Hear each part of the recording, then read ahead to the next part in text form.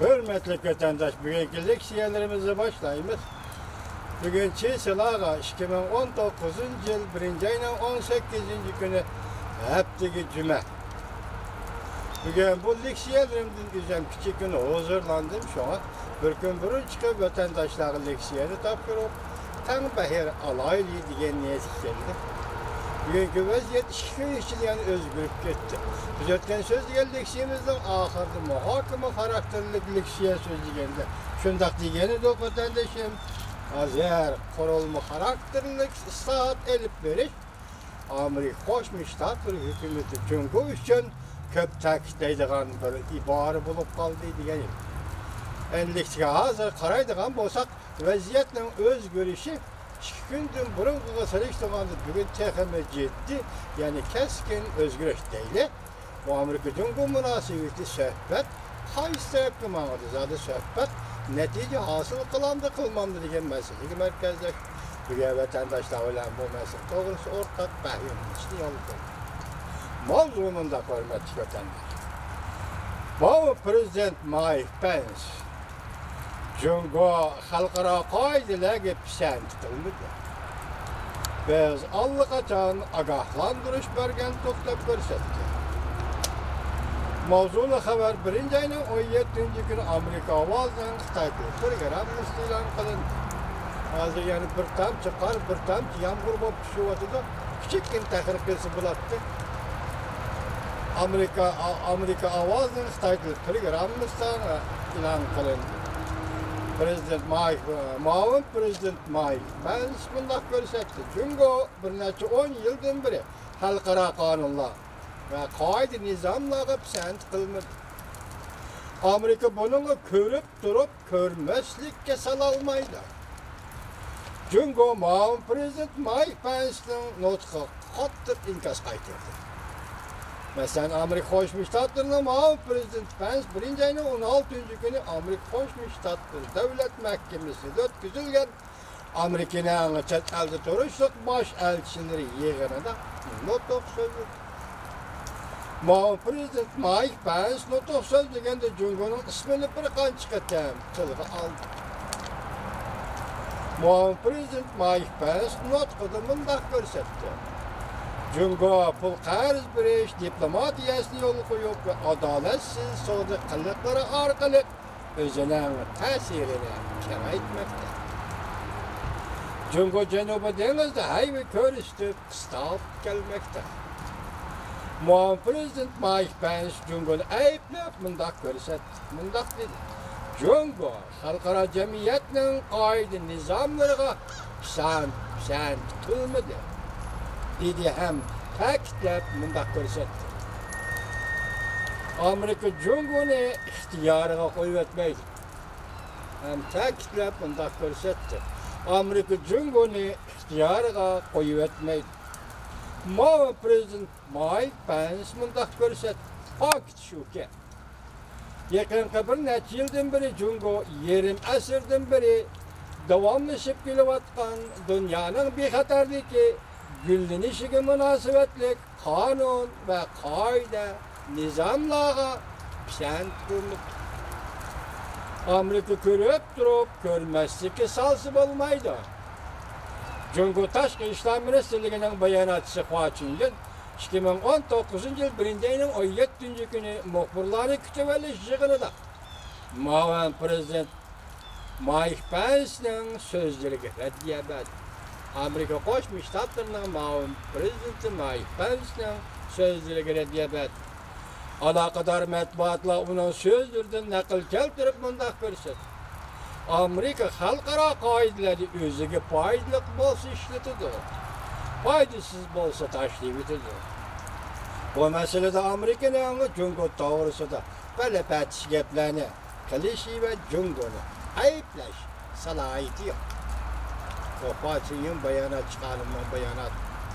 Muavin Prezident Pence söz degende takitlep mındak görsetti. Amerika eçivitilgen Hindi Tinç Okyanı aynı devletleri devamlı kollaydı. Bütün yer şarı deniz okyanında erkin katnaşta kollaydı. Barlık devletler katnaş erkinliği ve eçivitilgen soğududan bahirlenişi lazım. Amerika Qo'shma Shtatlarining muavin prezidenti Mike Pence mundaq ko'rsatdi. Amerika Jungo bilan munosabatni yaxshilashga ehtiyojda. Shundaqla Jungo ham adolatsiz soda qiliqlarini o'zgartirishga ehtiyojda. Jungo qurilma xarakterli islohot ilib berishi lozim. Amerika Qo'shma Shtatlarining muavin prezidenti Mike Pence mundaq dedi. Jungo qurilma xarakterli islohot ilib berishi lozim. Muavin prezident Mike Pence mundaq ko'rsatdi. Biz allaqachon Jungoga ogohlantirish berdik. Muavin prezident mundaq ko'rsatdi. Prezident Trump hukumati allaqachon Jungodan import qilingan 200 milliard 50 million dollarlik tovar mallarga tamoyilda beji qo'yishni final bo'libmi Jungo ishsizlikni egallamoqchi bo'layotgan haliqi ilg'or sanoat sohasida ishlab chiqarilgan mahsulotlarga boj qo'yishni planladi. Hamda Amerika aniqoldi ko'rsatdiki, agar Jungo islohot olib bormaydi ekan, Jungo va Amerikaga foydali bo'lgan kelishim imzolashga ma'qul bo'lmaydi ekan, Amerika Jungo tovarlarga texnik ko'p boj qo'ydi. Shartlik jumlalar diqqat vatandoshlar. Agar Jungo islohot olib bormaydi ekan, Jungo va Amerikaga foydali bo'lgan kelishim imzolashga ma'qul bo'lmaydi ekan, Amerika Jungo tovarlarga ko'plab boj qo'ydi. Muavin prezident Pence men so'zi suhbatiga umidvor qarayman dedi. Muavin prezident mundaq ko'rsatdi. Biz yanada umidvormiz. Biz so'zlashayotganda suhbat davomlashyapti. Ishoninglarki, Jungo suhbat ustiliga qaytib keldi va eng oxirida odil, adolatli, barobar savdo munosabatlari doirasiga kirib keldi. Jungo mana mushtaq qilasiz. Mush yo'lda manasiz. Bu to'g'ri yo'l. Amerika Qo'shma Shtatlarining muavin prezidenti Pence Amerikada diniy erkinlikni davomli qo'g'daydi deb ko'rsatdi.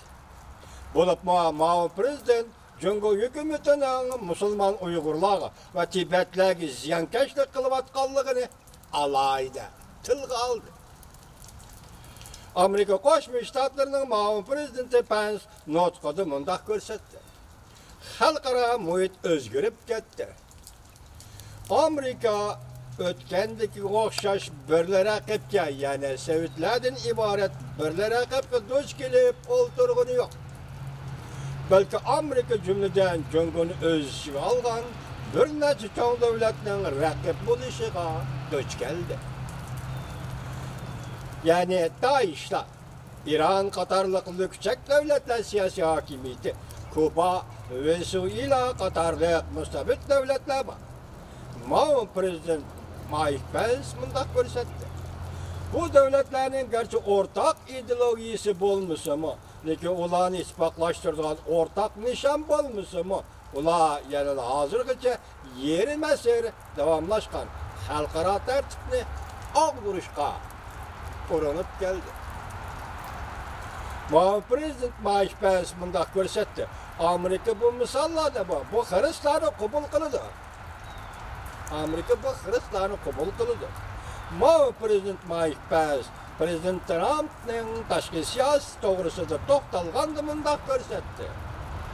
Amerika kuch bilan tinchlikni ilgari surdi. Amerika kuch bilan tinchlikni ilgari surdi. Prezident Trump hukumatining davlat mudofaasiga sarf qilgan mablag'i Prezident Reagan davridan beriki eng ko'p mablag' selishdi. Mablag' selish Amerikaning harbiy kuchini texama zo'raytishni maqsad qildi. Amerika Qo'shma Shtatlarining muavin prezidenti Pence nutqining oxirida mundaq ko'rsatdi. Men bu yerda o'tirgan Amerika diplomatlarining tashqi dunyoga mundaq bir uchurni yetkazib qo'yishini umid qilaman. Ya'ni Amerika qaytib keldi. Nima deydi Mike prezident, muavin prezident Mike Pence nima deydi so'zining nutqining oxirida mundaq deydi. Ben bir yerde oturgan Amerika diplomatlarının taşqırı dünyaya bir uçar yetkizip koyuşunu ümit kılıman. Amerika qaytib geldi. Biz dünya sahnesiga qaytib chiqib, Amerikanın menfaatini ilgari sürümüz. Biz yani Amerika dünya sahnesiga qaytib kelib, bütün dünyada biz bilen ortak fikir iddiası var, prensipi var. Prinsipal devletler bilen güçlük münasebet ornatıp biz şu yerde kalırız. Yani dünya sahnesinde kalırız.